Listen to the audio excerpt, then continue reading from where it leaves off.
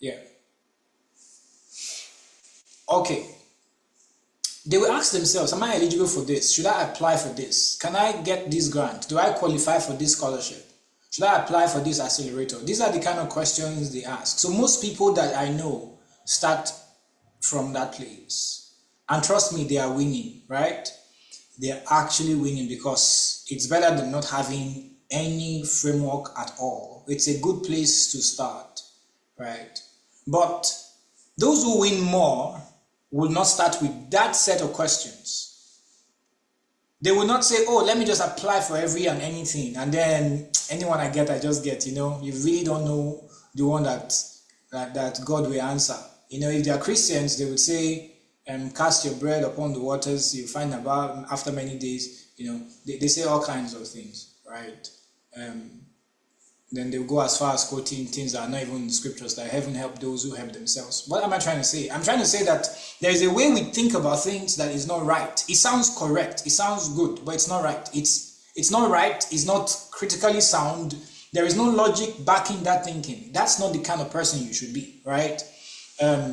Winners would not ask that kind of question. What they would ask rather is, if I apply for this, what exactly am I building towards, right? Where am I headed if I apply for this? Because you apply for a scholarship, you find yourself in the UK, and originally you didn't want to head towards the UK. You wanted to complete your residency in Nigeria and probably get maybe a license to practice in Switzerland or a license to practice in Nigeria. And maybe after 10 years, you wanted to set up maybe a medical training program somewhere in Rwanda, whatever it is, right?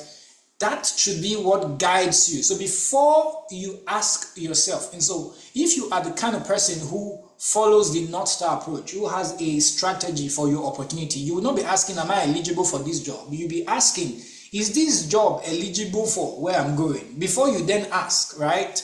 Do I have the requirements that this will take or that this would need, right?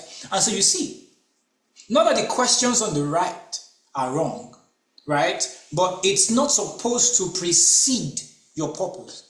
It's not supposed to precede your purpose. Your purpose should precede, all right? Your purpose should precede the things that you want to apply for, okay? So it's important that you do have a sense of your destination, because you cannot design a strategy without knowing your destination. Now, I'm going to pause here because, like I said, we're going to be doing a lot of reading. Yes, we're going to be doing a lot of reading. The first thing you're going to read is, it's going to take you 6 minutes to read. It's a Medium article that I wrote in 2023 where I explained my framework, and the next set of things I'm going to say, right, is summarized in it. So I'm going to put the link in the chat, and I'm going to put it up on the screen. And where is it? You're going to read it, and once you're done, you come back to the screen and we'll continue from here, okay? So once you see the link in the chat, please click on the link and go there. All right, once you're able to access the article, you can use the raise hand button. If you're able to access the article, use the raise hand button so I can start my timer. All right, thank you, Richard. So I can start my timer now. So the rest of you, as you're able to access, just be using the raise hand button so I know how many persons are reading and following, yeah? Fantastic. So while you're reading, I'm going to put up my music so that I don't faint.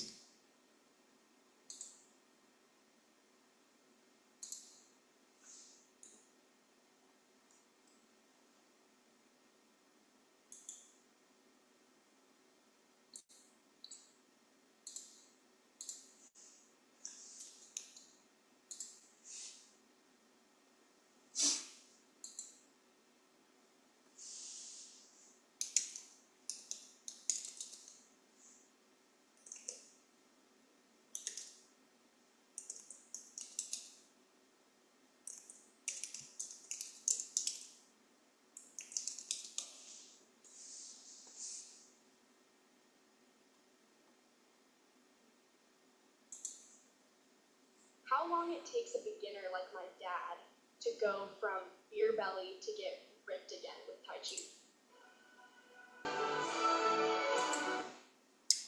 All right. Are we done? Do we need one more minute? Can you let me know if we're done?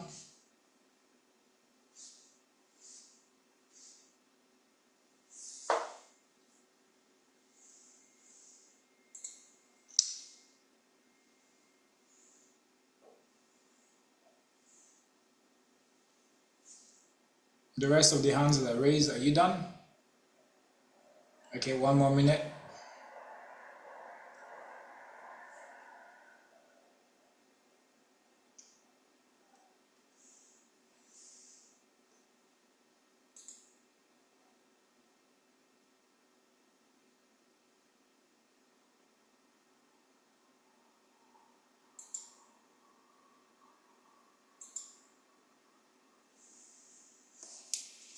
I have 50 more minutes for my session. So I'll give you 1 extra minute, then we'll proceed.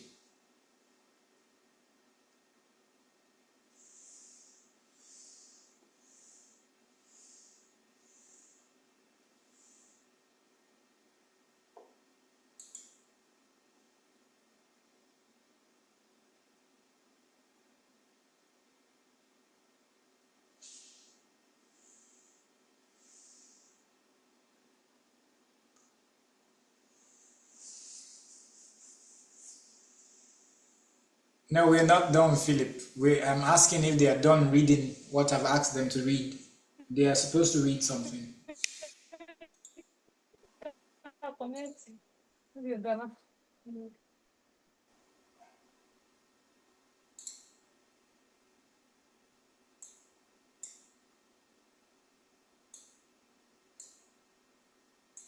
Okay, I see a few hands are yet to be done, but we'll proceed now. You can finish it afterwards, but let's continue. Now, the reason I asked you to read that is because I need you to see that a framework is just a way of thinking through a thing. And in that article, I shared my framework that I primarily be using all my life, right? And it's right there. Life is by design. Design is my framework, right?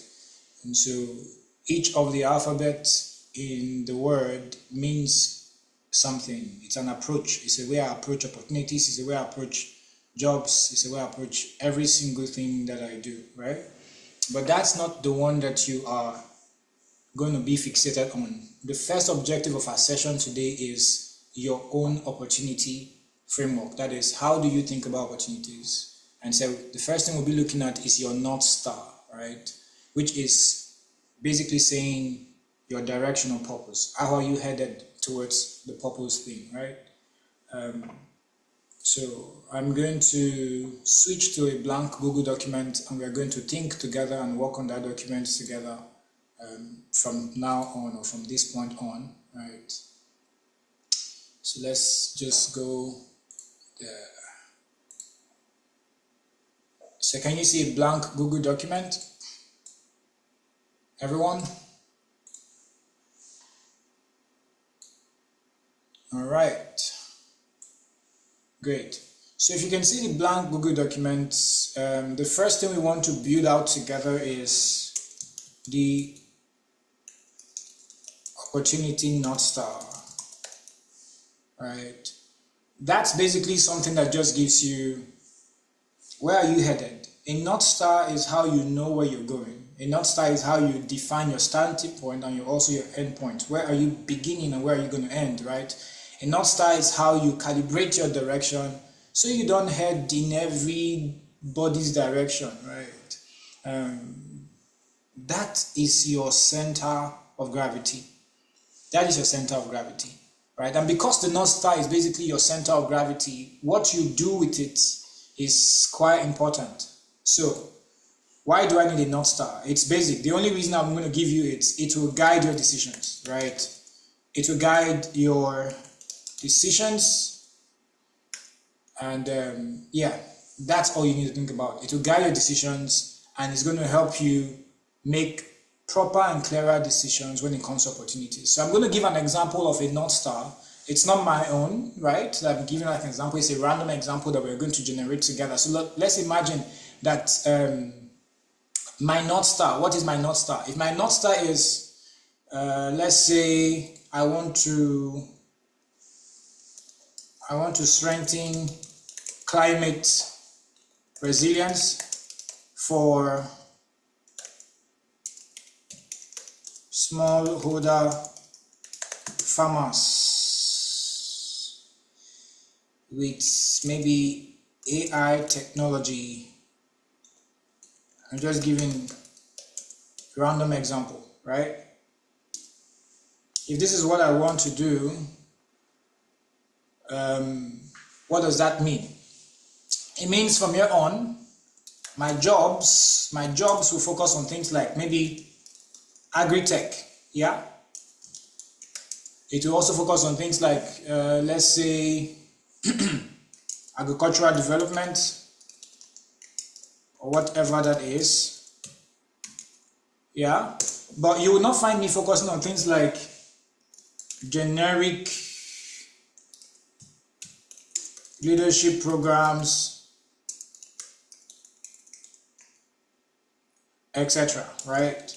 I will not focus on generic leadership programs because that's not in the direction I'm headed. So if I'm thinking about grants, right? If I'm thinking about grants, my grants will now be focused more on, let's say, climate technology grants, right? Maybe any other kind of maybe agricultural research grants or something like that. And then the course that I would study, you know, whether it's scholarships or whatever, scholarships or fellowships, scholarship or fellowships will follow suit, right? They will follow suit. So I would not go and do, I cannot find myself doing a generic MBA, right? I can't do a generic MBA. It will be more useful for me to do climate change and development, you know,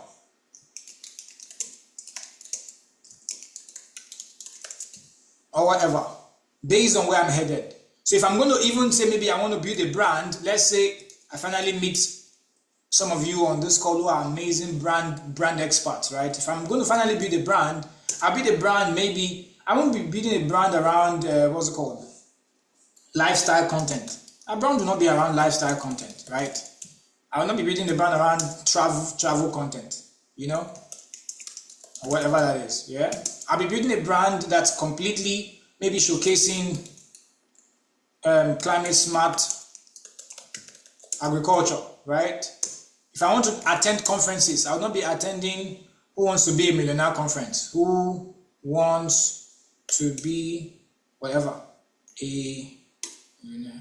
I will not be attending Who Wants to Be a Millionaire conference. I'll be attending, let me put this in red. So I'll pause here. Guys, are we still here? Are we following, please? Yes, sir. Yeah. I won't be attending Who Wants to Be a Millionaire conference, yeah? I would, let me put this in red. I'll probably be attending, what would I be attending now? How I Met Your Mother. Okay. Maybe agro innovation. Maybe there's a conference like that, whatever that is. I'm not sure there's a conference like that, just in case you check Google and it's not there. I'm just, you know, so you don't say I put something that's not there. Okay. Now that's the kind of conference I would attend. So what you find here is that it's different applications, but it's the same North Star. So this becomes my North Star, right? This becomes the direction I'm headed when it comes to opportunities. I want to strengthen climate resilience for smallholder farmers with AI technology. I want to do it in Nigeria. I want to do it maybe in Rwanda. I want to do it in Kenya. I want to do it in whatever society or community I found myself or I find myself or whatever, right? So this is what I want to do, right? So, Yusuf, stop making me laugh. So yeah, that's the kind of thing. So you notice that you have the same North Star, but different opportunities, but is guiding every type of opportunity you will pursue. Your North Star is how you guide the opportunities you pursue. You don't just say, hey, I want to apply for Chiefning. I feel like all my friends are getting Chiefning, right? I should get the Chiefning scholarship too. What if the scholarship that fits your profile or fits who you are, right? It's not Chiefning at all. It's probably the Swedish Institute scholarship. What if it's the Tanzanguan scholarship in China? So you can go to China and who knows? You get the point? What if that's what fits your North Star? Then that is what you should go for, right? Not everybody's getting an MSc. I want to get an MSc so I can get a better paying job. Do you know that people, when they finish their MSc, they are still practically looking for jobs? They will finish MSc and go and look for jobs, right? I met a couple of young people who are doing their PhDs, and I asked them, why are you doing your PhDs? They said, I want to take a break from the job market. It's a valid reason, don't get me wrong. I mean, it's a very valid reason. Maybe they're tired of applying for jobs and they're getting rejections on the other side. Let me go and do a PhD. Maybe when I come back, by the time I get back, the job market will be better. But the thing is that when they come back from the job, from the PhD, they realize that the job market is not better. It's even worse, right? And so it's the wrong approach to things. So what is your North Star? How do you define your North Star? How do you define your North Star? What exactly should you be doing for yourself now that you are thinking about your own, right? Where are you headed? What is guiding the decisions that you are making? So if you want to define your North Star, so this is how you do it. How? Let me now turn the text back to black. If you want to define your North Star, you need to start with what? This is the first question you have to answer. This has to be what sector, right? Or field or cause do I want to support, right? I know that some of you already know this, so please drop them in the chat. Drop your field or your sector or your cause in the chat. What sector are you supporting, right? What sector are you supporting? What sector are you, you find that you are most interested in working in or whatever. That's where it begins. That's the first part of what.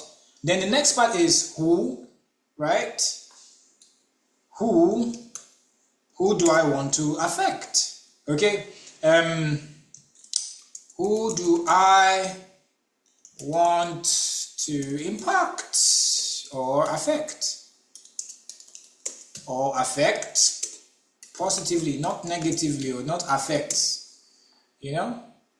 So yes, affect. Who do I want to affect, right? So that's something you should think about. This is something you practically have to do. So those times that you are saying, okay, I'm on Christmas break, I'm on leave, that should be the time you're working around these things, right? That should be the time you're building these things out. And there is no right or wrong answer. So when people are asked to go on a retreat and think about these things, they think there's a right answer, there's a wrong answer. No, there is no right or wrong answer. It's just you and what you decide, really, right? And then how will I contribute? So just a simple demonstration. So if I want to focus mine on public health, right? Maybe more MNCH, meaning maternal, newborn, child health. Maybe that's where I want to focus my course on, right? And I'm particularly interested more around the MNCH researchers. You see, these are my target. I'm not really quite concerned about maybe the women and the children per se. I'm interested about those researching or implementing, MNCH researchers or program managers in that field. Yeah, how will I contribute? I basically want to make, right? I basically want to make tools and data sets available or more refined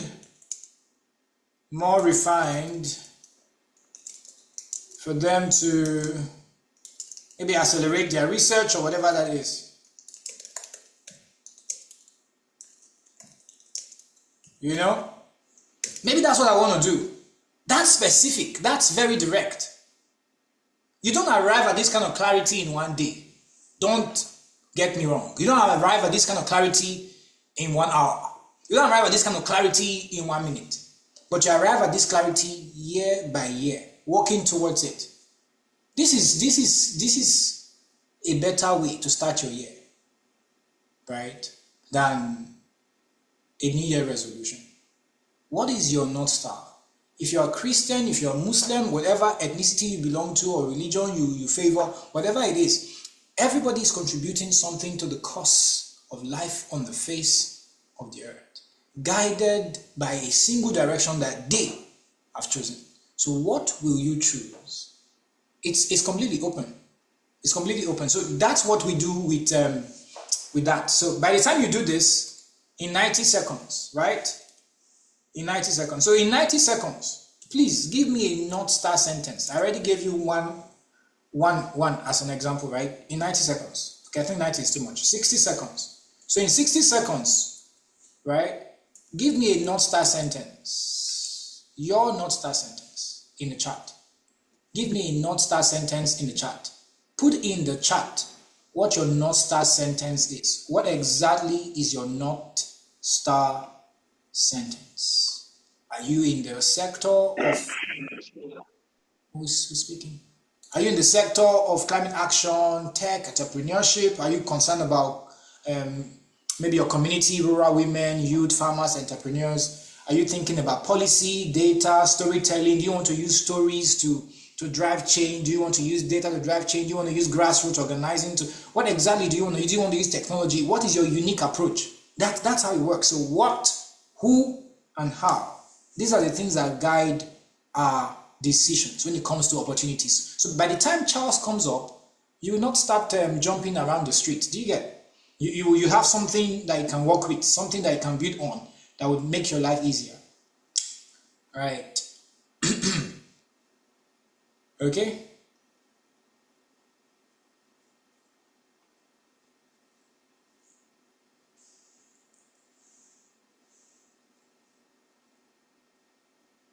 I'm waiting for sentences in the chat.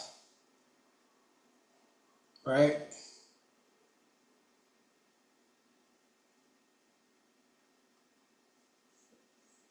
Maybe I should put mine in the chat too to give you an example. So my North Star. Where is the chat box?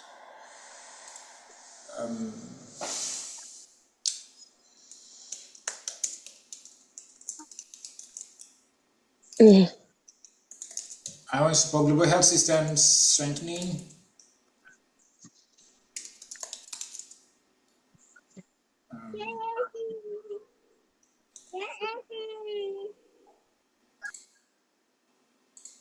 All right.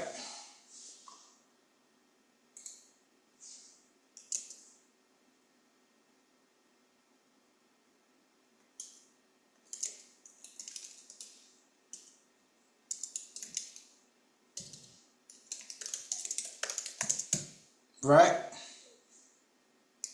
So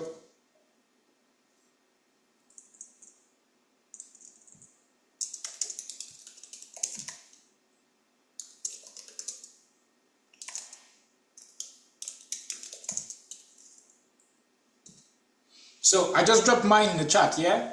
So I can't, I may have the temptation to apply everywhere. So when it comes to my jobs, etc., but I can't apply everywhere for jobs, right? To increase my chances. I can't do random application. I can't do US, Canada, etc. If I want to now do schools, I would think about what my schools would be about and stuff like that, right? That's how I would approach this. So what I'm sharing with you, these are things I've done like since 2012. Like I've done this again and again since 2012. Just give me 1 minute while you do yours, yeah? Give me one single.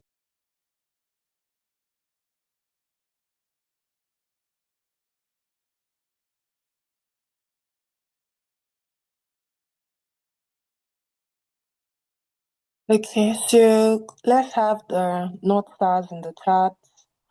Just try to define your what, your who, and your how. it should just be a simple sentence, um, strengthening mental health for maybe mothers and children using ABC.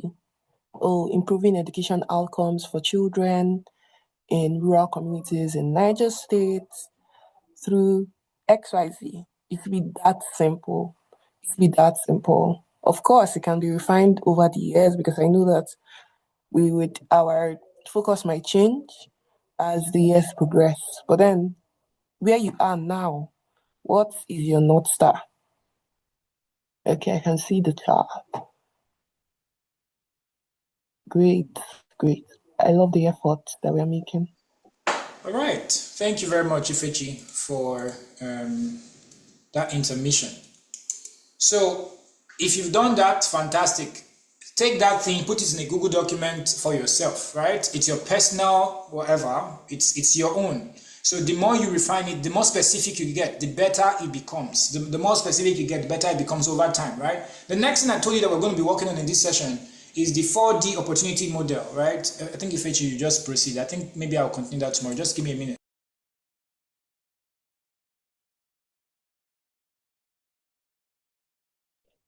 Okay, so while we wait, it's actually quite important that you do the activities in the session.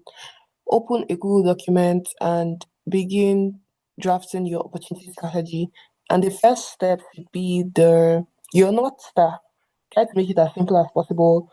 As much as you can, aim for one sentence, one very short sentence that you're able to highlight in different colors. This is my what, this is my who, and this is my how.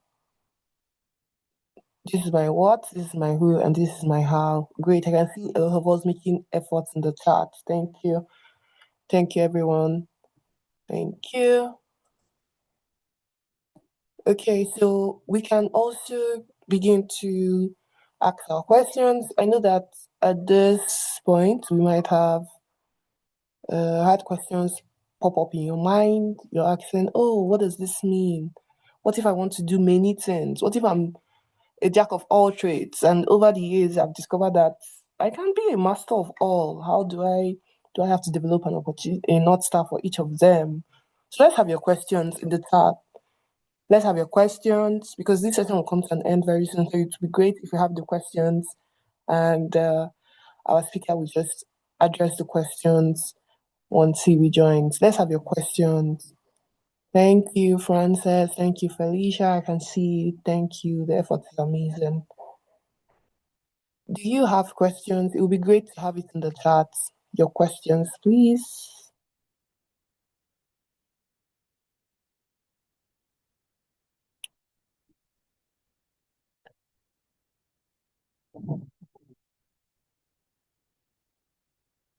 Any questions? Okay, let me believe you are still trying to type it. And just give us a few minutes to type our questions. If you don't have any question, just let me know in the chat that, oh, I'm good. The session was great. Thank you.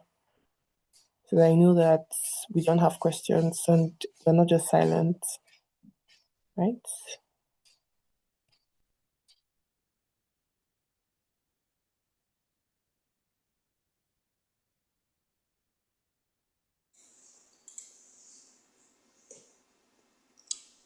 Okay, it seems like there are no questions. I can see a question. Yeah, I can see one question from Felicia in the chat.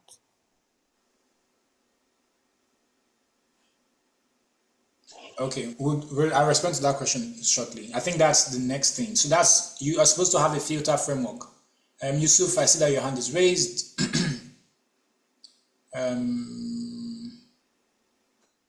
Yusuf, you want to quickly speak or write that in the chat? Yeah, of course. I would like to just ask a question about strategy and how to align your goals. Even though if you have many goals, sometimes you are looking to wear many hats, as you can imagine. So when you have this kind of mindset that, okay, you can do this and you can do the other things. So how do you, you know, handle the conflicting timelines and also the pressure. Sometimes when you are doing some of these things together simultaneously, it becomes overwhelming, and then you start to lose yourself. Sometimes you even getting go blank. So, how do you handle such things? And all boils down to these strategies being valid, and you just at this point of your life, you're trying to choose which one of these is really the it. I think that's a very interesting question. Thank you, Yusuf. Felicia, I also see that you said it's around having a lot of ideas and trying to venture into them simultaneously, right? Yes, I think that also aligns with what the last person just asked, right? In terms of how do you decide what do you do, etc.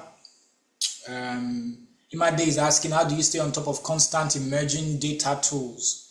Right, interesting. So let me start by wrapping those two questions into one thing, right?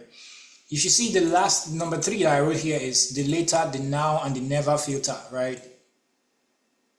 Later, now, and never, right? All the things I want to do, right, in the next 20 years. Like I plan my life in blocks of 10 years, right? Personally. So every 10 year, every decade has its core focus, right?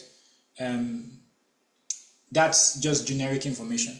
But more specific to that is to say that within a 10-year cycle, there are things that are aligned in that place that I know I can't do this year, right? I know that I can't do it this year. I can't do it until 2030, right?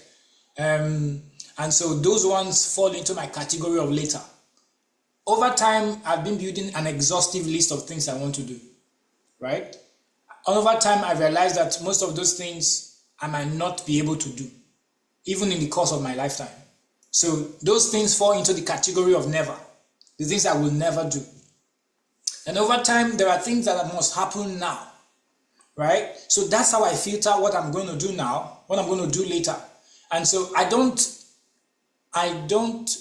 sacrifice the need to want to do everything, and with the fact that, okay, these are things that must happen all together. No, there are things that can happen together. There are things that cannot happen together, because you can only do at least 2 things. Oh, no, sorry, at most 2 things, 2 major things. You can only give your attention to at least 2 major things at a time.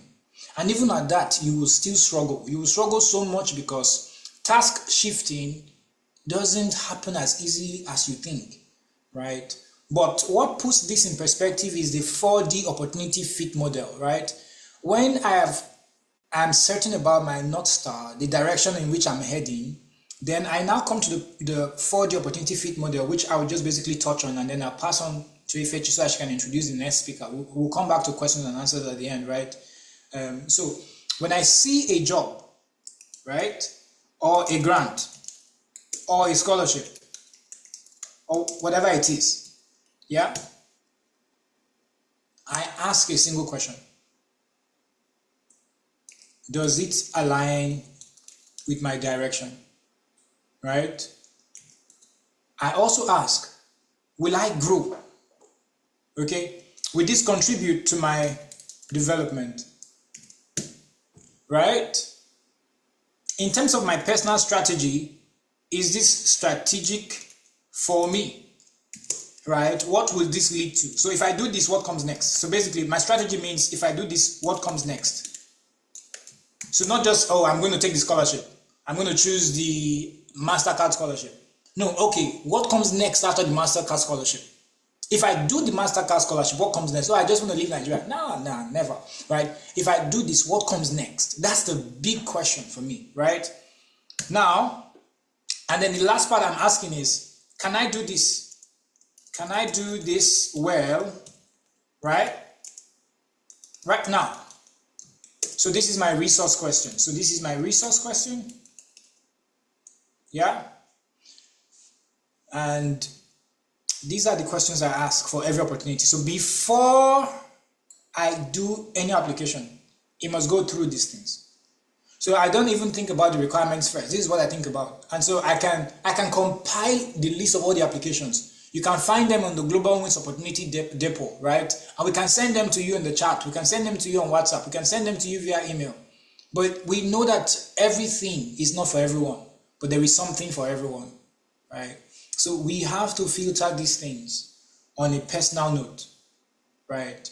Now, for me, for each of these opportunity model, I have a scoring scale, but I would talk about the scoring scale tomorrow, and I will talk about the filter tomorrow. Thank you so much for listening today. I'm going to pass the mic back to Ifechi so that she can introduce the next speaker. My name is Martin Sekibolo, and welcome to Getting Ready for Wins 2026. I do hope you have an amazing rest of the session, right? Chief Charles is ready to take you guys to the next level because this section is planned to build on the next, okay? Thank you very much. Ifechi, over to you. All right, thank you very much, Mr. Martins. That was very powerful. Let's appreciate Mr. Martins.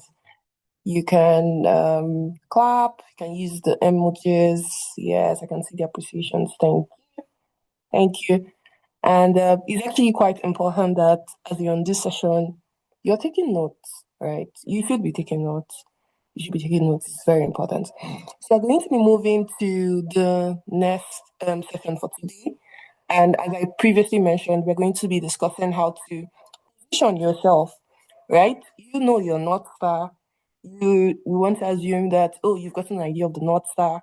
You've got an idea of how to see opportunities. But there are eligibilities that people would usually say, oh, I applied for this and I thought I was eligible, but then I didn't win it. To Mr. Charles is going to be taking us through how to build a compelling narrative for the opportunity you're going to be applying for in 2026. Mr. Charles also wears many hats, but I'm just going to introduce him as a security researcher, and he will tell us more about himself if he wants to. Thank you. Right, thank you very much, Ifishi, and thank you, Martins, for having me. Great to meet you, everyone. My name is Charles Falajiki. I currently work, as Ifishi actually mentioned, as a security researcher. I think really there is nothing more than that, in my opinion, to be fair. I think that's a fair narrative of my personality. But really, I think I really had a great time listening to Martins talk about these things, and to me, it just seems as a refresher again, preparing me for how to position myself for opportunities in the next coming year, basically. And what I will share with you today is just going to be about how you position yourself to get selected when you're applying for opportunities. And please, pardon me, my voice is a bit shaky because I've been somewhat unwell for about 2 days. I think the winter is getting a hold of me, basically. But if you can hear me, please let me know so I will try to project myself better. And I'm trying to share my screen. Please, do you confirm that you see my screen? Yeah? Yes, we can see your screen. Correct. Thank you. So basically, I will build on the excellent point that Martins has made. And I think what I've been assigned to is to talk about how when you become eligible for something, that's not really the end, right? You have to be able to position yourself to get a particular opportunity. And that's what I'll just walk us through in the next couple of minutes. If you do have questions, please do note them down. Then once I'm done presenting, you could ask your questions. Thank you. And I'll make this as quick as possible. Right, so instead of having a list of sort of table of contents, all I just have here is sort of broad view, bed high view agenda of what we talk about today. And the main point is a key component for effective positioning in selection process. Because when you're applying for something, your application itself, and you see that they will tell you these are things we're looking for, the eligibility criteria we're looking for. You need to have a bachelor's degree, you need to have a master's degree, you need to have this particular years of experience. That's one thing. And when people apply, quite a lot of people meet those criteria, right? But what sets you apart really is how you position yourself in your application. And that's what I've written here, that understanding the core element of successful positioning is essential for standing out in competitive selection processes, right? And I think this is the cardinal takeaway from all I'll say today. The committees do not select the most qualified person, they select the best positioned person. When you're applying, a lot of people will be qualified, right? So what really gets you selected is the fact that you're really positioned for that particular opportunity. If you're applying to scholarships, let's say uh, scholarship that Martins has won before, Chevron scholarship, or any other sort of fellowship that you're applying to, people that get to interview stage, they're actually qualified individuals, right? And it's not left to the judgment of the selecting committee to look at individuals that are well positioned for that particular opportunity, because I think the current that people don't understand is value proposition. So committee want to select people that have value for the opportunity given out, basically. And if you're not really aligned to that value and you've not pushed yourself to meet up this particular value beyond the criteria, then there is really nothing you have to offer, and that's going to impact if you get selected or not. And if you look at this, I've written somewhere here that beyond eligibility, we can actually consider eligibility as a checklist. So when the federal application gets in, there's a checklist they're looking at. Okay, does this person have a 2-1 or a 2-2? Does this person have 2 years of work experience? Does this person have leadership experience?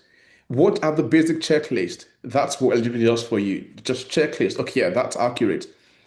But positioning is the key differentiator. So amidst the multitude of applicants for a particular opportunity, the committee want to pick up people that have been able to differentiate themselves from others. And that's about positioning for that opportunity that you have to do in your own part. If you look at what I've written here, it says eligibility serve as a basic entry requirement. What positioning is the differentiator that highlight individual strength and unique contributions in company selection processes. So you have, when you craft an application for a particular opportunity, be it either scholarship, fellowships, or jobs, you have to really, really be able to tailor your application to single out what makes it particularly unique for that particular opportunity. And that's the key difference between you being eligible and actually going on to win that particular opportunity. It's how much you're able to differentiate yourself from the multitude, right? If you look at the cloud at night, you see a multitude of stars, but there are particular stars that just shine really bright. So what your task for applying for something is being to be able to shine really bright amidst the multitude of stars that are there. And that leads me to the next point, which is the key factors for committee selection. So when, for example, a particular committee is reviewing an application, there are key things you're looking for. And just to be mindful, this is not exhaustive of things you're looking for. These are just 4 things that I think are important for you to show, because really they sort of show things that people want to invest in. And number one is leadership potential, right? The committee and people that give offers for anything, actually, they're looking for people with leadership potential, right? No, we live in a very complex, multipolar, and fragile world, and people want to be able to commit resources into individuals that they believe they can actually lead people, right? So when, for example, if I'm reviewing an application, I want to look at an individual that has got leadership capacity. And that does not mean that you have to have titles like manager, like CEO, like executive director. And I think the misconception between leadership and leadership capacity has led to so many people just founding organizations from across the world. I don't want to say Nigeria, across the world, basically. You see people just attracting title of CEO, of founder. That's not necessarily leadership. Before I left Nigeria, I did not found any institutions. And humbly speaking, I've gone on to win several opportunities without being a CEO or anything. You have to be able to demonstrate value of leadership within your role of service. That's what I'm trying to say. That when I was in Nigeria, I worked with a particular organization called Aid for Rural Economic Initiative Area High. And to date, some persons do not even know that I'm not a fund organization. Why? Because I sort of carried my purpose and my work with that institution as though I'm the founder of it. And that's about leadership. You're able to demonstrate initiative, you're able to lead people, you're able to do your job and deliver excellently. You're able to motivate people for a particular thing, that's leadership. And how much of that you're able to communicate in your application should really shine forth as part of the positioning. Because if you're applying, for example, for champion scholarship, one of the criteria is that you have to be a leader. So if you're not able to demonstrate that in your application, then it's going to be really, really tough. So how do you do that? Do what people call signposting, right? Signposting your leadership potential could be give an example of when you led a particular project, which we can talk about later in the storytelling section. You have to talk about how you take charge, you took ownership of something, you took initiative of something. So you have to be really clear on that. And leading to that, I mean, similar to that is clarity. You have to be able to clearly articulate your goals and ambitions. And part of the things that Martin mentioned earlier is you being able to craft your North Star. I think that's really important. Without clarity and a sense of direction, you do not really, you cannot position yourself effectively. Right. So imagine you're applying for something and you do not know how to articulate your North Star, you do not know what your North Star, you do not know what your convinced narrative is, then it becomes really complex to sell yourself to people, right? So I think another important thing is that clarity of purpose. You're able to clearly articulate your goal and how it's aligned with that particular opportunity. I think that's also very important. You might have a very strong goal, but the goal does not really align with the opportunity. So, and that creates some sort of loop circle. So imagine that you meet the eligibility criteria, you have all the requirements, and you apply, but and you communicated your goal in the application process.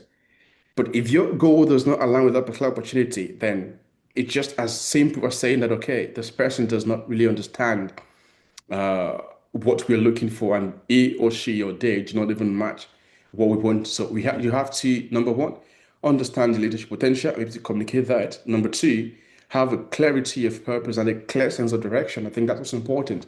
And number three is people are looking for individuals that are growth oriented, right? And what that means, you have to demonstrate within your application, either for a job, for a fellowship, for scholarship, that you're committed to long-term growth, right? Because for people that, for example, you're applying for a fellowship, there's going to be a huge investment, for example, in providing stipend for you, resources, leadership training. People do not want to invest that sort of vested amount of resources on individuals that do not commit themselves to growth, right? Because growth is about multiplicity. If we commit this particular resources to you, you go to this particular opportunity, how are you able to expand that sort of opportunity beyond yourself and give back, grow exponentially beyond the particular situation? So we fund you to go conduct a research in a particular place. What's going to be the impact of that research? How do you scale it? We want to fund your organization to do this particular project. How do you scale beyond our funding grant? So they want to see how you commit yourself to growth. And the last note I liked here is credence and credibility, which basically is you having a track record of who you say you are. And I think that's really, really important. I go through social media these days and I just see people bluffing about quite a lot of things. And that worries me because the when you say something online and the life you live itself does not match what you see online, that mismatch, if you carry the same thing into application, then it becomes really burdensome for how you're able to evaluate your success rate. Martin's mentioned earlier that when it did his success evaluation this year, you noticed it's 87%. That's important because you've been able to have a track record of what you do. So when you write an application, you have to ensure that you have a track record that actually shows who you say you are. So you have a track record of leadership. You have a track record that shows that you're able to articulate your goals. You have a track record of growth. So you have to be able to demonstrate credence and credibility in your application. And really, I think that brings us to the sense of not having double standards. So do not do something offline and do something different online. You have to be able to create a synergy between who you say you are and who you actually are. That's about the credibility stands of this, of what the community are looking for. They want to read the application from beginning to the end and see a consistent track record of who you actually say you are. Um, you don't want to say you're a climate person and the conferences you attend are conferences on, let's say, I don't know, just an irrelevant conference, for example, that doesn't relate to climate. You're a climate person and you know nothing about the COP event. mean, that does not show seriousness at all. So I think these four things, when I read this application, I think these are what committee are looking for. And these are not really exhaustive, as mentioned earlier. It's not limited to all of this, but I think these are really important to just signpost to you so you have that in mind while preparing for application. And the next thing I'll talk about is the selection lens. I think these three questions are really important. And when you applying for something, think from the lens of the selecting committee, right? And the first thing is why you? Why should we actually invest in you? Why particularly you? There are thousands of people applying for this application. Why should we single you out to be selected?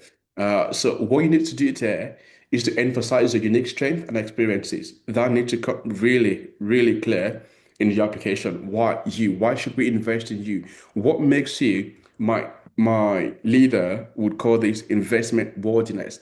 What makes you investment worthy, right? So why should we invest in you? Why particularly you? And the way you could do that is to emphasize your unique strength and experiences, right? The second thing is what now? There are a lot of opportunities that are readily available outside there, right? And the fact that you're there does not really mean that now it's time for you to apply to it. You might have, so for example, I remember that back in 2022, a lot of my colleagues were applying for scholarships and going for master's degree. I've always wanted to do that, but I realized that my time to apply for a master's wasn't yet my time, basically. And rather than being pressured by the external environment and what people are doing, I waited for my time. And the timing could be is really different for all of us, right? My time is not your time. Your time is not my time. Martin's and I time are different. We could have the same goal, but we could have different timing. That's really important to understand. So you have to understand that if you're applying for opportunity, you need to know that it's now. And really, how do you know it's now? I think if you're being judged to yourself, you would know it's actually time for you to apply for something. So, for example, you you want to apply for, let's say, a master's degree somewhere, and how do you know it's your time to apply for a master's degree? I think you have to conduct what people would say a skills assessment or formative skill individual assessment. You have to look at your goals in life, what you want to achieve, where you're currently at, what you're missing, and what you think you need to do to bridge the gap between where you are and where you're going. So if the master's degree is not within the purview of what you need to do to get to where you're going, then there is really no point applying for a master's degree at this time. There might be other things like fellowships, action programs that might be more pertinent to the current situation than a master's degree. So, for example, you want to, so I'll give an example.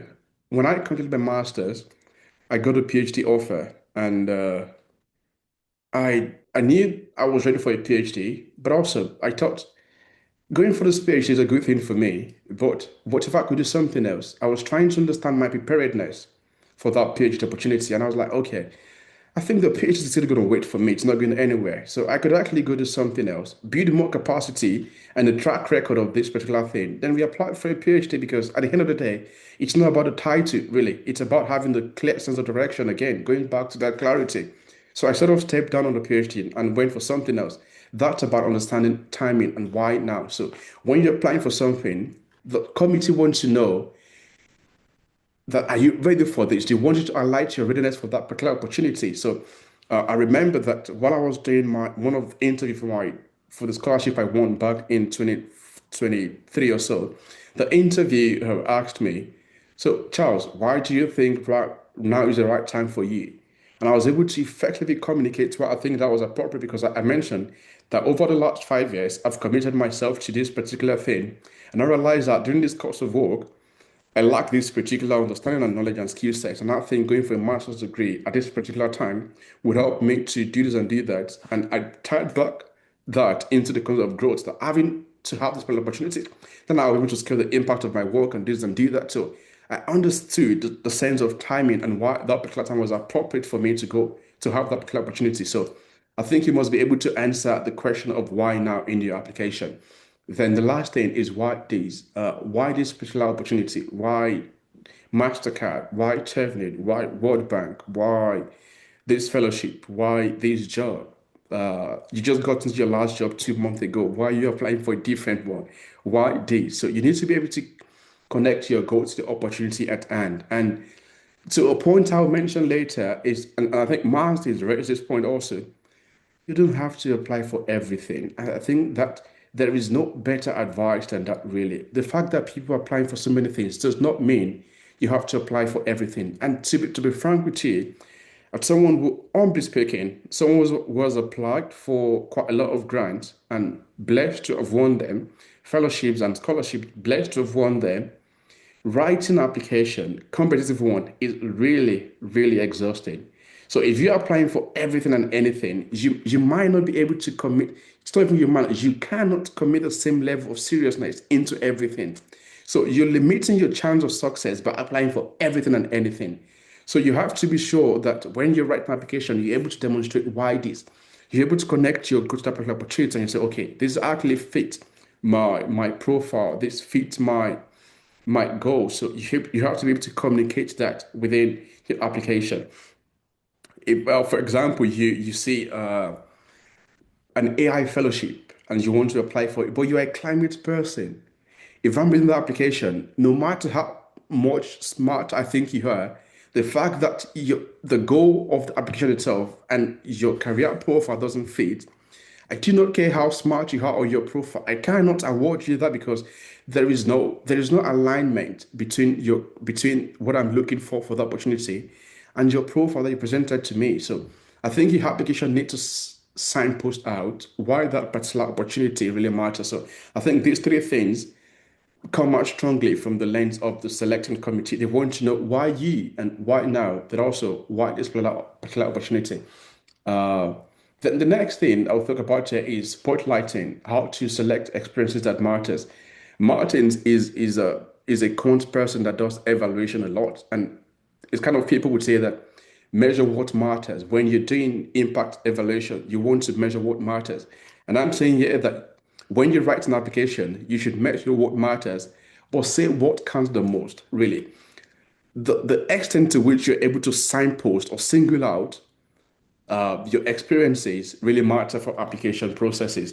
You have to select experiences that matter. So currently, right now, I'm writing an application for a particular opportunity, and I go to a section where I have to list my job experiences, and there was quite a list of them, and I was looking, so what I'm applying to, what is the most relevant experience I have that matches this, and those were the things I listed. Although I've got other experiences that actually matters, but in this particular context, they do not matter at all. I don't have to include them.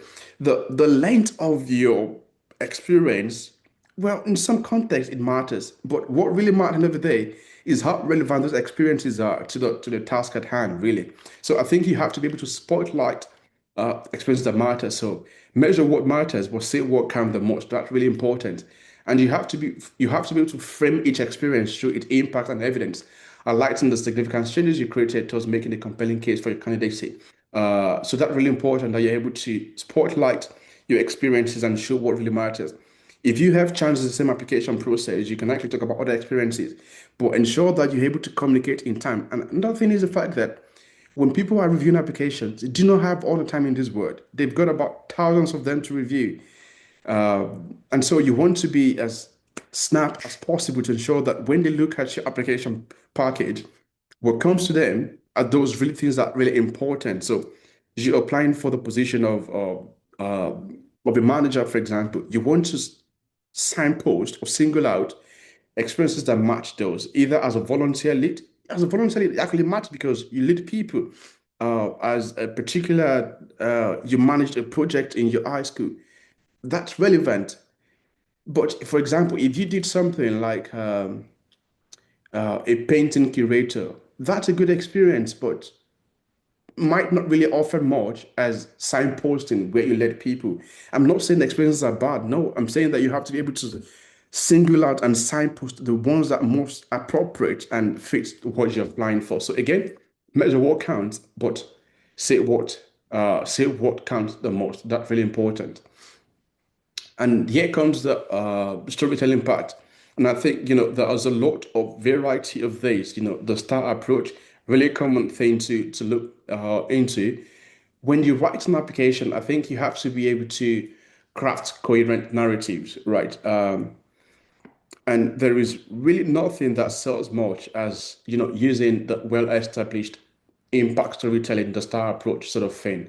I've not used the STAR approach here, not because I think STAR is not accurate. STAR is actually accurate, but I just sort of use different words and basically, and which I think you have to do is to be able to define the context clearly. So when you're trying to communicate your impact and your resourcefulness and your candidacy, you need to be able to describe situations, the action you took, the impact, and why that particular impact actually matters. Not only matters for you, but also, excuse me, for what you're applying for. So I will give an example for this.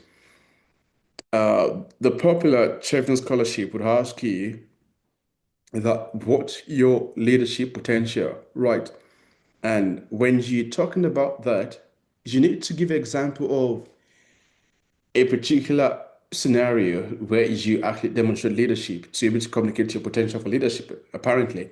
And for you to do that, you have to communicate a particular situation that happened. So, for example, in your place of work, you notice that tracking progress is difficult. And what you did was to create a systemic process tracking framework that the organization adopted.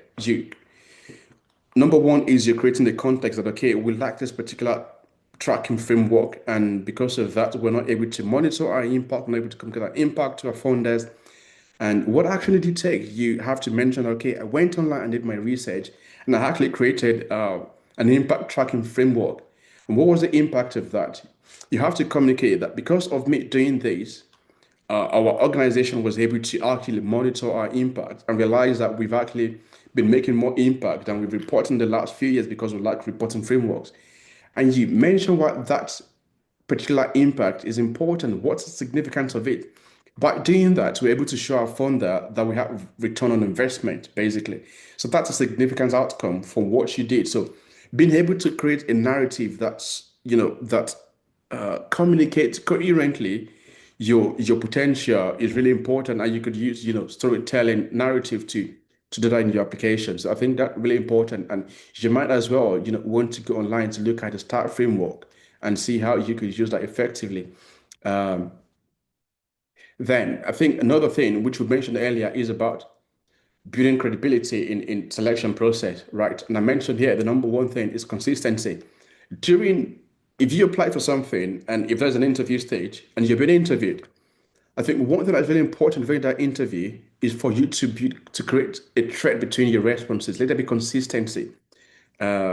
People get really swayed away a lot these days because the fact that people won't talk a lot about what they've done, they are not able to articulate their response. It becomes so political. So, for example, if you watch political commentary quite a lot, for example, if you watch President Trump, for example, give responses to some speeches, or Hillary Clinton or Kamala Harris, for example, or any of these leaders, for example, they sort of create political responses that when you ask them a question, their response is not, they're trying to reply to you, to your question, but they do not create that trend for you so you do not pin them down. That's not what you want to do in your application. You have to make your selecting committee be able to pin your points down because you're not trying to play politics here. You're trying to be as accurate as possible. So when you're replying to an interviewer, pardon me, you have to be consistent with your narrative. Ensure that you're driving the point home really clear, and that's really important. And number two is responsibility, right? And what I mean by that is you have to be responsible with what you say, right? There is a lot of tempting intuitive these days to be boastful. And I think there's a clear distinction between being confident and being boastful. And it's your job to be responsible how you communicate your impact. When you pitching yourself to people, particularly to the selecting committee, what you should do is to be confident. Talk about your impact. Talk about how those impact matters, but not be boastful because you're not the first person to do that particular thing. And you will not be the last person to do it. So it really matters. And the people you're speaking to, they perhaps have done more than you've done. So if you've been confident, they know it. If you've been boastful, they know it. So I think that it's really on you to be responsible in how you communicate. No one wants a proud person. And as a religious person myself, God resist the proud. So do not be boastful, but be confident and be able to communicate confidently your impact. And the last thing here is really depth. Be able to demonstrate depth in your uh, application process. Basically, demonstrate expertise. Right, you've committed your life to doing this particular thing. Demonstrate it. Show it. Tell the story. I think that's really important for depth. And going back to the previous thing we've mentioned about timing, why this time? Why now? You yourself, you could know that you've developed depth in a particular field for you to actually want to progress. Alexa, turn off the alarm. You want to be able to demonstrate the depth of what you've done really in your career. Marvin is laughing because I said Alexa, turn off the alarm. That's really hilarious. Thank you. So you want to be able to demonstrate that depth of your resourcefulness, of your leadership capability, of your impact, of your commitment to growth, of your career trajectory. You want to demonstrate real good depth. And really, I think there is no better time to build depth than now, really. Develop depth. You're a climate person. Read about climate stories globally. I remember back, I don't want to say back in the days, it's make me sort of sound old. I'm not old, really. But a couple of years ago, one of my mentor, Mr. Dr. Folino, would give me a task to read two academic articles in my field and two books every week and send to him my review of those readings by the end of the week.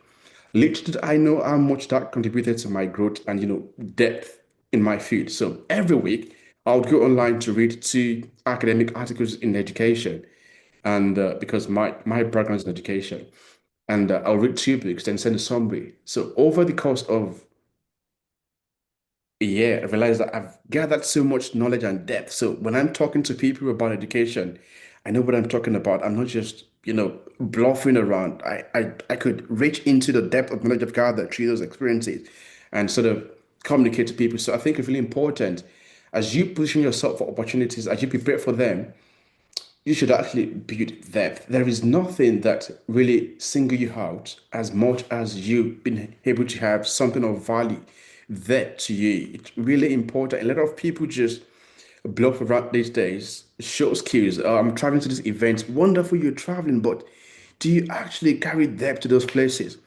I know people that haven't traveled to anywhere apart from going to their village for Christmas and they've won massive opportunities afterwards.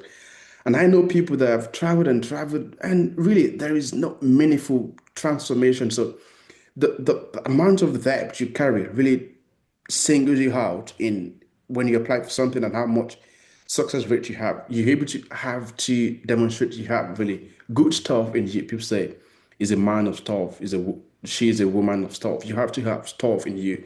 I think that's really important. I'm rounding up, and something I learned recently is about the importance of referees, right? So my application required referee, and when I was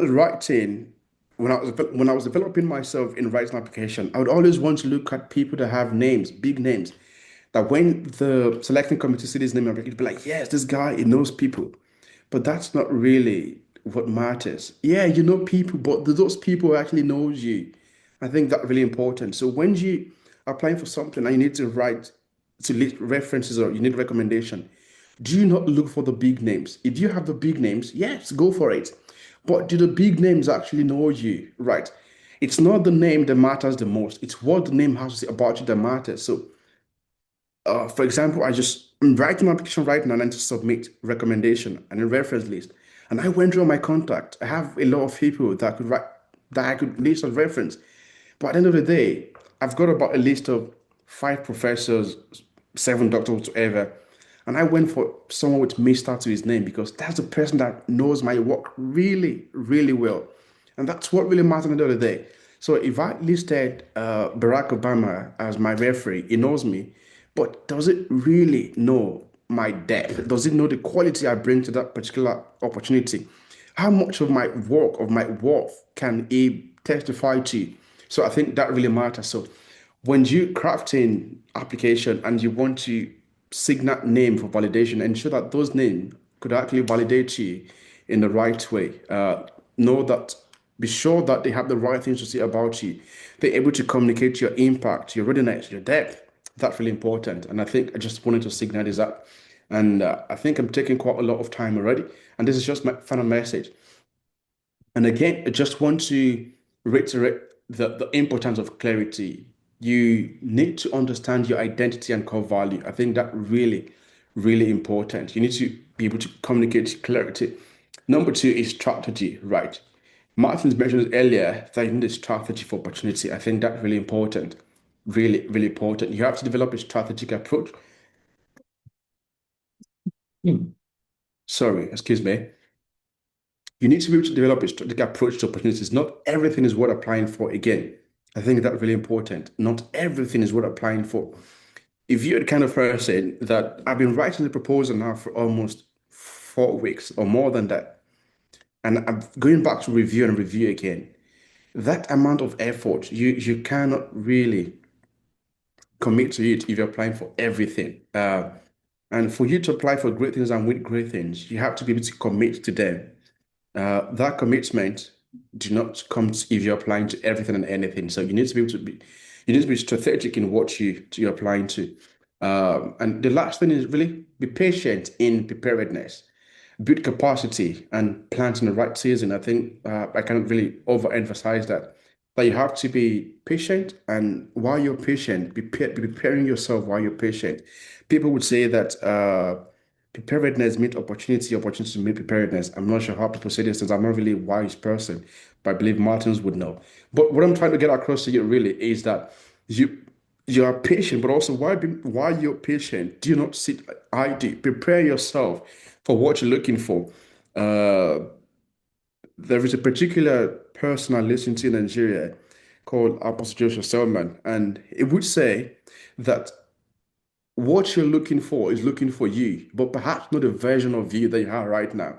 So if you're looking to get a fellowship to go to Russia for whatever reason you might want to, or you want to go to Afghanistan for whatever reason, or you want to go to the UK or the US, those things are looking for you as well, but they might not be looking for this current version of you. So you have to prepare yourself to basically align your North Star to the North Pole you want to go to. It's like magnets. You have to prepare yourself for those particular opportunities. So be patient, but prepare yourself in that place of patience. That's really important. And those are my final messages. And thank you for the opportunity and for listening to me. Really appreciate, and we're happy to take questions. Thank you. I'll stop sharing now. So you're not a wise person. Thank you very much, Chief Charles. That's interesting. That's really interesting. Guys, can we just please appreciate Charles Falajiki? Is actually a person of depth. I think that's one of the things that I appreciate deeply about him. You can just use the raise hand button if you have questions. Charles has won many scholarships. That's it. Just said we should not announce him. So let's not announce him. So because of that, let's rest. And many things actually. So if you have questions, we'll take them. You can raise your hand. You can type in the chat box. But before I take them, I want to answer one of the first questions that was asked so far. This session does not end today. It continues till tomorrow. Ifechi will tell you what we have lined up for tomorrow. Before I go into answering questions, Ifechi, do you want to tell the people what we have lined up for tomorrow? Okay. Thank you very much, Mr. Martins. Thank you, Mr. Charles. Very amazing session. So for tomorrow, we're going to be building on what we have already started. We would have speakers that would take us deeper into designing not just a strategy, but we'll now be talking about designing a roadmap, an actual roadmap for your 2026. An actual roadmap. We will do it live on the call, and you would see how you can design yours. And we would also now begin to, we would have another session where we would discuss how to position and prepare yourself for future opportunities. So we know that there are a lot of the niches in different sectors are very populated, but we are thinking very futuristic. We are thinking what is going to be happening in the health sector in the next 10 years. We want you to be able to think that way. We want you to be able to think, oh, this is where Nigeria is. This is what is happening with education in Nigeria. What is it going to be in the next 10 years? How can I prepare myself to play an active role in bringing that to pass, and also being able to position myself to assess the opportunities that would be in the future. Because, for example, now we're thinking AI in health, we're thinking data for development, and all those big stuff. So we're going to have two sessions tomorrow, and it's going to cover both roadmaps and future opportunities. So, yeah.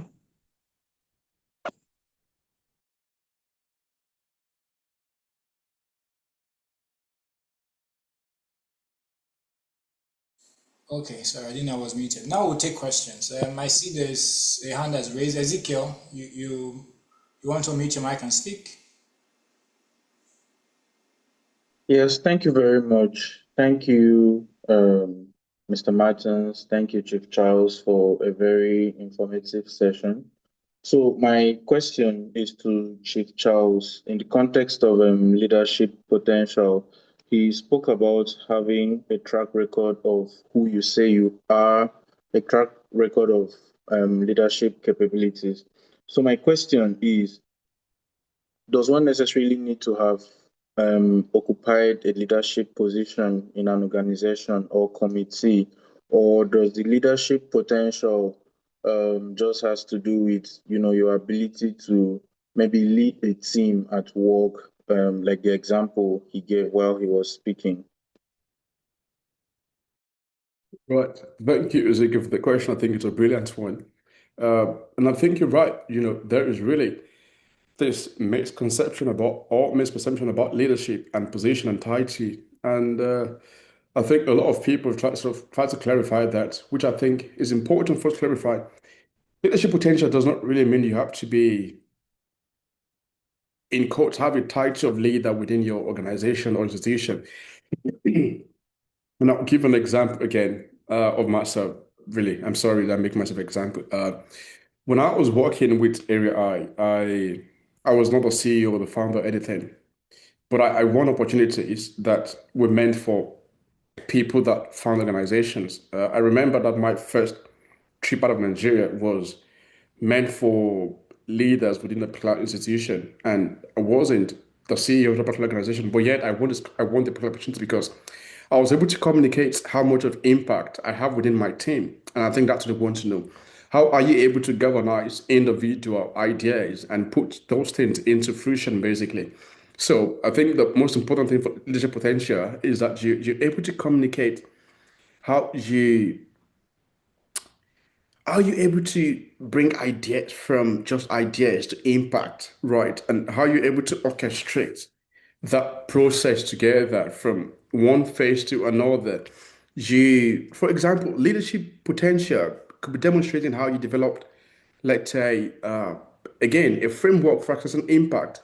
That's not a title, that's just something you did. So it's about doing. Leadership is a, I think, okay, goodness, correct me. It's a verb, it's an action word. It's something you do. It's not just about the title, really. So I think you need to be clear when you apply for something that, okay, this is what I've done that demonstrate I have the capability and potential for leadership. Because at the end of the day, leadership all means that you're able to lead people to do something, to achieve something.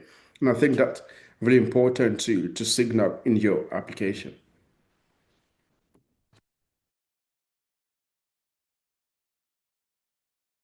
Thank you. I think there are two questions before I will answer the ones here. Thank you very much. So leadership is about action, it's about causing change, right? It's about influencing, etc. So that does not have to be, oh, chief security officer, whoever that is. Yes, Richard, please ask your question. Okay.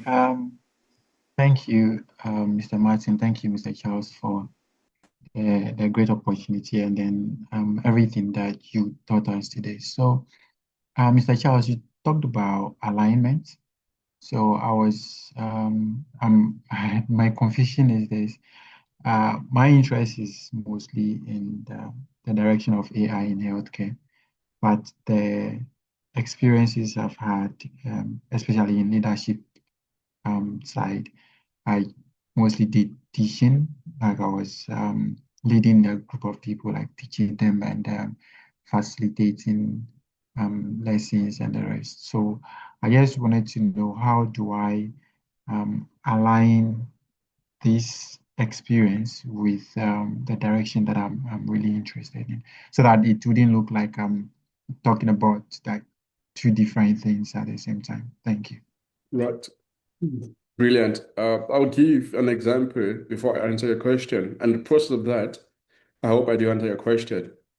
My background is in education. I did my bachelor's in education policy. And after my bachelor's, I worked in development practice, education development particularly. So I worked with Plan in Nigeria in education for 5 years. Then after that, I went to do my master's in education and technology policy. And right now, I work in security policy. Those are really, really different trajectory. If someone told me that I would work in security policy, I say, "Oh, come on, shut up. What are you talking about? That's not possible. I have background in education, social sciences, not security studies." But over the course of my career, both academic and professional career, I've been able to build skills that are transferable. And I'll mention that. So currently I work as a research assistant in a particular lab. And when I was applying for that role, the role is within the school. And within that particular research lab, there are people that their pathway is the same. How should I explain this? So imagine you have a department called Security Studies Department, and I'm not in that particular department, but I want to apply for a job within that department. So what I did was tailor my application to single out my experiences that matters, which is my research experience. So over the course of my career, I've been able to work in research position over and over again.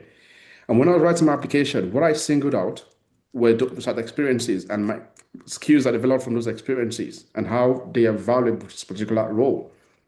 And lo and behold, rather than selecting people that had the right certificates and codes or the right pathway in the department to apply to pick for the job, I was elected just because I was able to demonstrate I have this experience that you need. I might not have on certificate that, okay, this is my MS in security policy studies, but I have what you're looking for. And I think at the end of the day, that's what people are looking for. So for you, your interest is in AI in healthcare.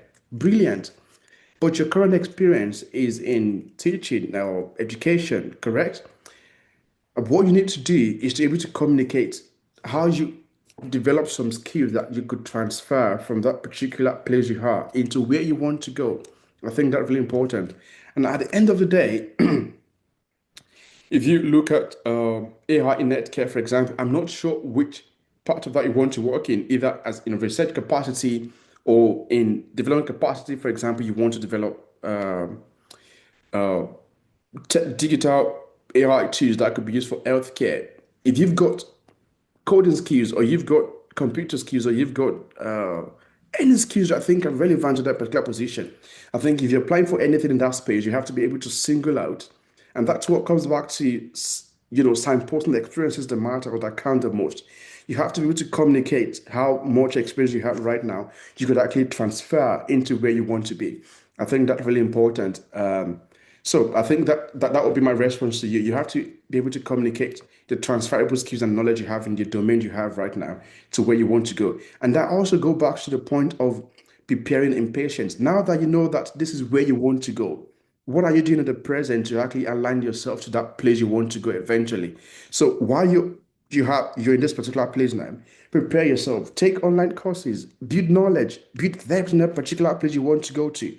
And with time, you see yourself, just flying in that new space, basically. That would be my take on that. Thank you very much, Charles. I think that's amazing. I was going to even add to that to say you then need starter blocks that Charles already referred to in his response to you. So starter blocks would now be how you get in, right, into a field that is in direct contrast with where you are currently, right? And do not just say AI, it's already large and vast, right? Do you want to build GPUs? Exactly, are you talking about, right? So we will take a question in the chat, and then there are 2 hands that are raised. And I think we'll close the meeting in 6 minutes. We'll try and answer very succinctly. In building credibility, does it include showing us our activities and track record on social media? I'm asking to be sure how credibility can be built. Charles, please answer this question. It's directed to you. This is a dicey one because I think I'll be biased. Right. I see Andrew Odia on this call. I'll be great to speak with you again. I would love to know what happened with your chairman application. Haven't heard from you in a while. But to that question, it's a really dicey one. I think I have a really particular bias because as a person, when I began my journey, I used to go on social media and post a lot. But eventually I realized that the people I want them to notice my work, they're not on social media at all. So what do I need to do? I need a different path for myself, right? I need to build something offline that I cannot communicate in my application. Because, for example, I'm a really education person, I'm an academia person.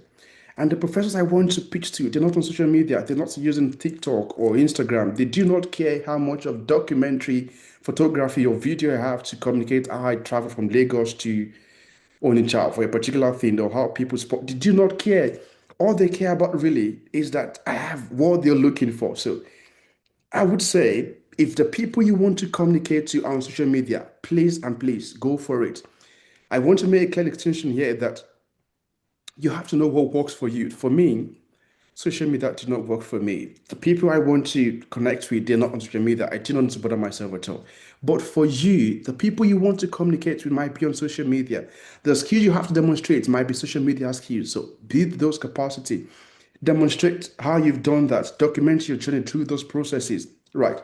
But if that's not your route, then really do not fall into the trap of this flamboyance that every single time you just carry a camera and phone, follow me my journey to come on, just relax. Not everything has to be on. And again, I'm really biased because I'm a very private person, and that doesn't have to be your story. So this again is have to be about value. So if what you want to do does not have to be on social media, save yourself the stress because I've realized recently that what social media creates is external pressure on you, and you don't want that for yourself because at the end of the day it doesn't really matter, right? What people think does not really matter. What you do for yourself, what speaks for you, is your track record. And you have to be able to convince yourself that you have those depth without just, trying to make it on social media from the nerve and create pressure on yourself. Because once you start posting, you create a pressure that you have to maintain a particular lifestyle. And if you can't maintain that lifestyle, it becomes a person for you. Mental everything comes in. So my point, so I do not digress too much, is this. The basic thing is that if the people you want to communicate to use social media, please, by all means possible, ensure that you're communicating effectively and building that brand online. If the people, your target audience, are not on social media, you don't have to, really. You're applying for your PhD people are not going to go on LinkedIn and look at how many people like your post on LinkedIn. No, I don't think so. If the quality of a paper proposal is not good, it's not good. It doesn't matter how much private jet you've flown in your life, really. It doesn't really matter. So I think that would be my point on that.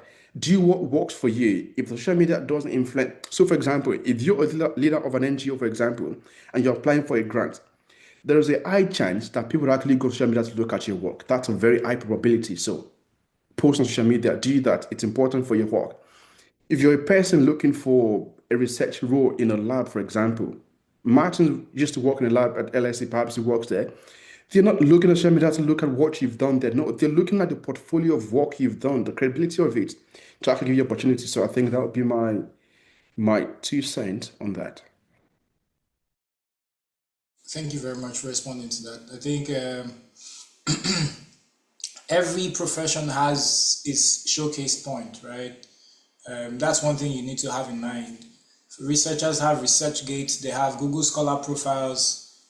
There are places where professionals meet, right? It's not when I wake up this morning, I see somebody posting a selfie on LinkedIn and saying,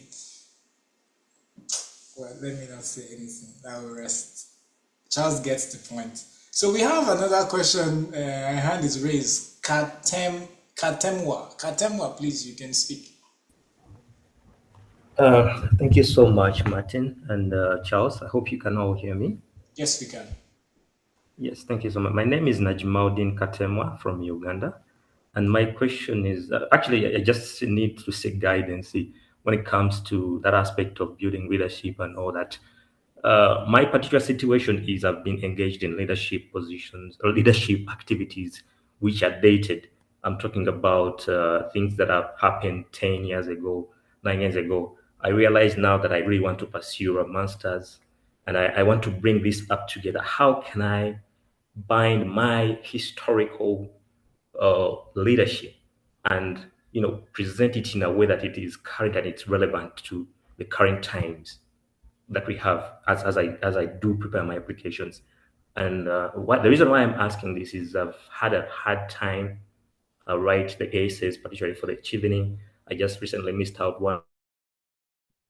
Well, I didn't submit. I didn't get the time to complete, but just because I was struggling to bind my historical leadership with the current times and then make it look fresh and relevant for my application. Thank you, and thank you so much if you can respond to that. Right, that's really brilliant. And I think indeed that could be a hard time trying to connect long time experience into contemporary context. But I think it's not a hard thing to do. I think, in my opinion, what I would do is to look at my. So I do not know what you mean by most of the experience about a decade ago. Do you mean that right now you do not have? So I want to ask you a question before I respond to you. Do you mean that your leadership right now, the most qualitative experience you have at about 9 years ago, or do you mean right now you have no leadership capacity at all? What do you mean exactly? Do you mean the strongest one that you could give an example at 9 years ago, stronger than today, or you mean that today there is none at all? No, what I mean that it's what I mean is that the strongest one that can build a case. For example, if I'm to connect the projects that I've worked on, where I've demonstrated leadership, these are really dated works. Particularly, why I'm asking this is because in my country I do work uh, as a developer. I'll put it to that, but more for civil society organizations. But you realize that these kind of works that I get were dated in the recent times. Actually, if I may be precise, prior after COVID, there's been less work for me. So I struggle to find what I can put on paper in the space of the last 3 or 4 years. So what I have is more back then. It's dating to 7 years, 9 years, Right, and I feel these are the ones that hold credibility for me to add to my application. right. Thank you. So because you cited Chevron as an example, I'll use as an example for you. When you're drafting leadership essay for Chevron scholarship, I think you could divide your example into two, right? And the fact that you've got that extensive experience should actually validate your leadership potential, not reduce the validity of it.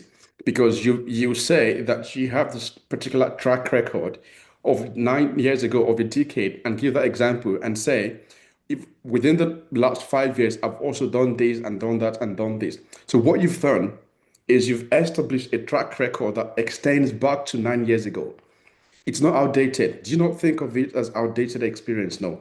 It's a relevant experience that shaped you into who you are today. So what you're doing is saying that, okay, I have this track record of a decade of experience or 2 decades of experience grounded in this and this and that. You narrate that particular experience, then you bring it back today and you say, and drawing from this track record of over 9 years ago, in the recent years, I've been able to build my capacity as a leader in these ways and give example of the things you could lay your hands on in this present time. For example, you led a group of two, you created something innovative in this present time. So at the end of the day, in your concluding paragraph, you sort of demonstrate how experience of past and present are shared into heart today and how going for chevening would create more opportunities for you to learn, build more capacity, and now prepare you for what you have to do in the future. So do not think about it as an outdated sort of experience, but something relevant that serves as a track record of your leadership capacity and how it's shaped into your heart today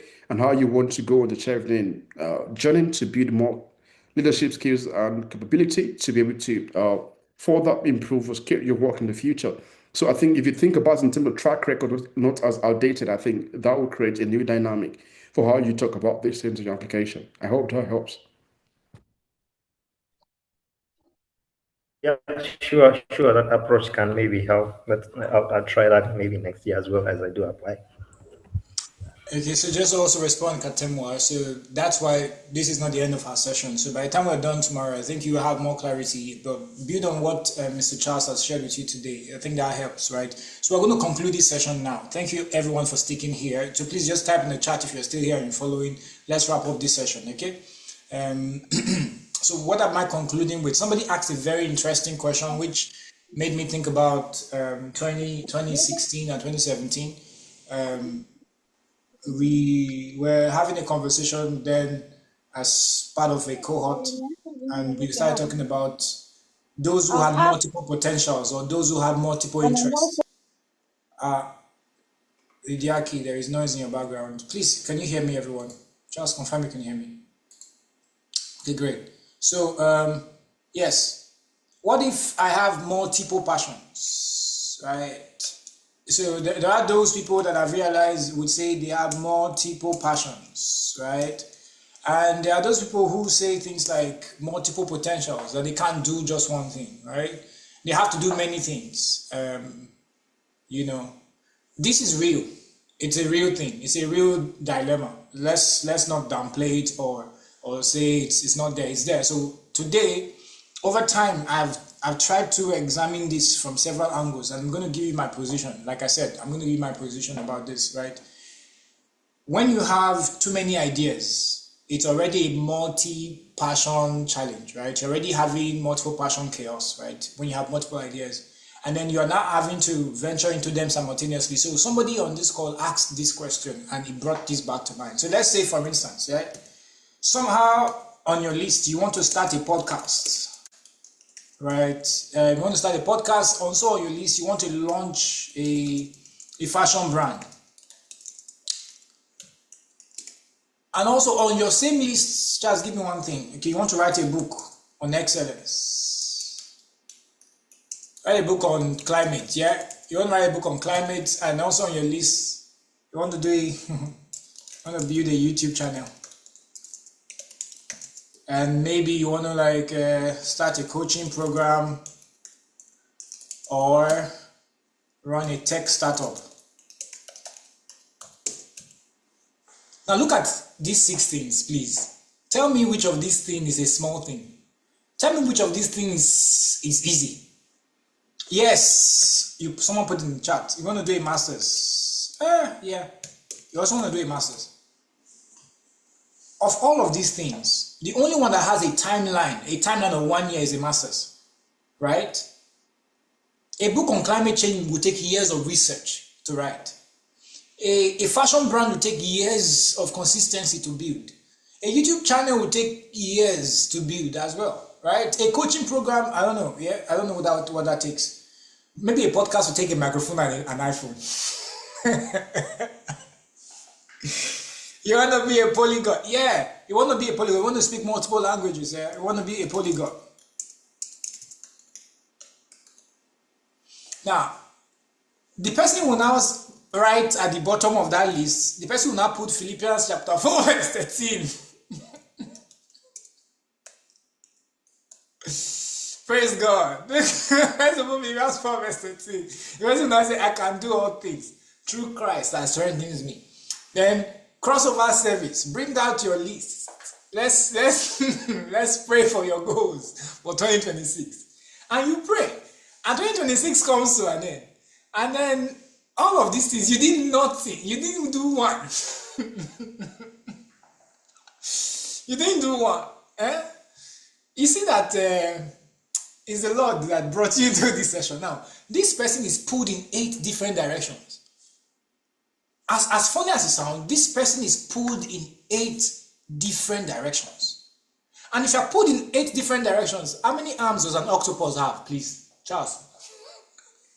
Let me do a Google search. How many arms does an octopus have? A Google search, a quick Google search. Tell me, please. I want, I want to hear the answer. 8. Fantastic. This is what I call the octopus pulling. Octopus pulling, yeah? This is the octopus pulling. That's where you are, right? So after 12 months, 2026 has come to an end. You now realize that after 12 months, for all of these things, you were only able to achieve 8% success rate. No revenue from YouTube. 8 subscribers, which are your cousin, your brother, your sister, maybe me, because I like you. You know, you told me you want to start, I'm supporting you, right? After 12 months, I'm one of your subscribers, maybe Charles, because maybe Charles is your friend, you know? Or Ifechi, because she's very, very encouraging. So you have Ifechi, then you have a podcast. You're able to release like 3 episodes. After 3 episodes, you were owing rent. You need to go and hustle. So you abandoned podcast and started looking for money to pay rent, right? Now, this is the reality of people. I'm not trying to make it, I'm not trying to downplay it in any way. I'm trying to tell you what is real, what is happening, what people set themselves up for, right? This person set themselves up for minimal success in every way possible. That's what this person did, right? And at the end of the day, this person has no revenue. Yeah. This person is scattered. Completely scattered. And you're not just scattered. There is also no clear expertise. This person has no expertise. Yeah. No clear expertise. Or as Charles would say, this person does not have depth. So there's no depth. Right? The person is just there. Today we want to talk about, did I just hear right? That's what you want to talk about on today's podcast, right? So that's all we come to your podcast to listen to. It becomes a problem, right? So what is this person supposed to do? This person is supposed to realize that if you really want to do all these things, there's a way to sequence your strategy. There's something that should be for now. There's something that should be for later. Where do I start? So that is the big question. So the reality is, even though you can do all things, you can't do all things right now. That's what you need to have in mind. You can't do all things right now. You can't do all things right now at the same time, or at the same time. You can't do all things at the same time, right? So you need to make that quite clear. So what I would say to you is, it is not the fact that multiple ideas are not the problem, right?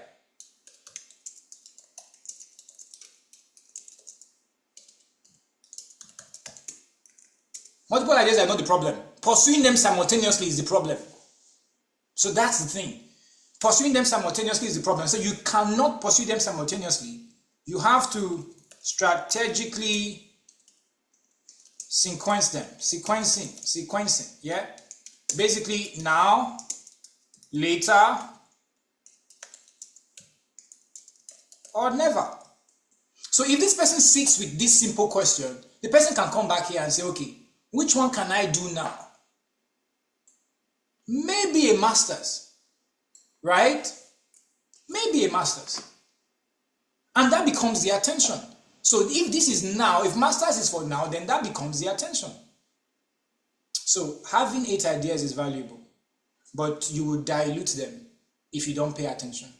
So what I want to say to this person is, having a lot of ideas and trying to venture into them simultaneously is a recipe for success. But pursuing them at the same time will kill you. You will not really succeed at anything. So what should you do? Sequence them. What should be for now? What should be for later? What should be for never? This is where I want to stop. Tomorrow, how do you arrive at now, later, and never? That's where we'll begin. And I'll bring back Ifechi to close the session. Thank you all very much for listening to myself and Charles. And Chief Charles, it was an honor and chairing this session with you. Back to you, Ifechi. All right. Thank you very much. Thank you, Mr. Martins. Thank you, Mr. Charles. It was a very amazing session. I'm sure everybody on this call gained a lot. So let's just can we not end this meeting, please? We have to go. We'll continue tomorrow. Thank you. Thank you all. We can just have one person from the participants. If you're just led, you can just give a vote of thanks to our speakers. Let's just have one person. A vote of thanks, please. Just raise your hand and we'll call you. A vote of thanks. Anybody? Anybody?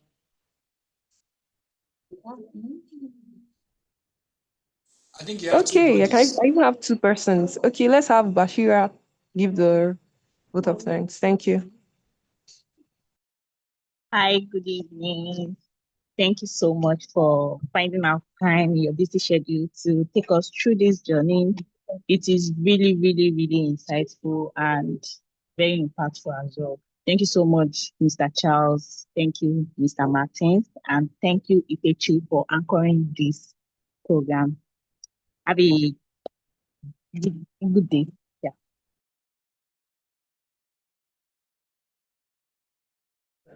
All right. Thank you. Thank you very much.